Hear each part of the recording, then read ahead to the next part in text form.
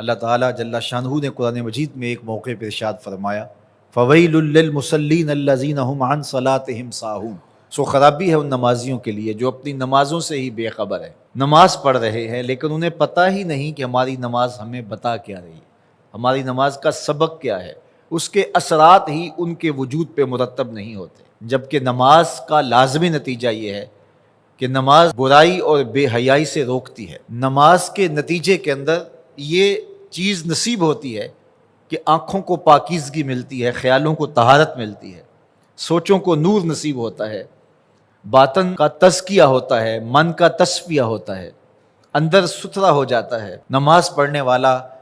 ایک صالح اور پاکیزہ انسان بن کر کے معاشرے کا کارآمد فرد بن جاتا ہے، لیکن نماز بھی پڑھ رہا ہے اور اس کی کرتوتیں بھی ایسی ہیں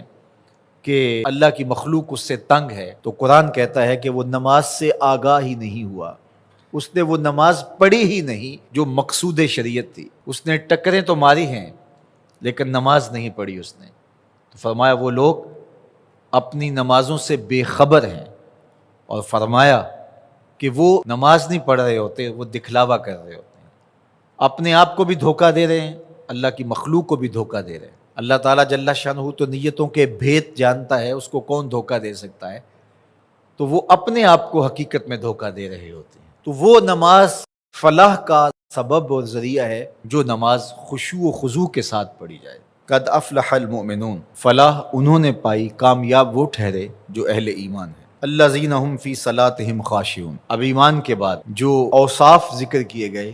کامیاب بامراد دارین کی فلاح پانے والے اشخاص کے، ان میں سے پہلا وصف بیان کیا گیا کہ یہ وہ خوش نصیب لوگ ہیں جو اپنی نمازوں میں خشوع و خضوع کرتے ہیں، عاجزی کرتے ہیں۔ نماز کا خشوع یہ ہے کہ آداب کی رعایت کے ساتھ نماز پڑھی جائے،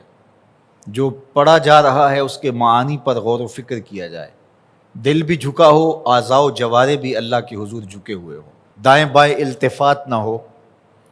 اور پوری توجہ کے ساتھ اللہ کے حضور کھڑا ہو جائے، اس کا حظ اور اس کا لطف پھر بندے کو نصیب ہوتا ہے۔ نماز کا ایک لطف ہے، ایک کیف ہے،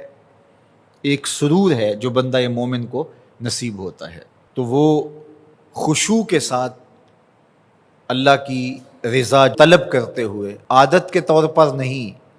بلکہ اللہ کو راضی کرنے کی نیت سے، جو فریضہ ہے اس کو ادا کرنے کے لیے عجز و انکساری کے ساتھ بغیر کسی ریا اور تصنع کے اس کے حضور عبادت بجا لانا، یہ خشوع و خضوع کہلاتا ہے۔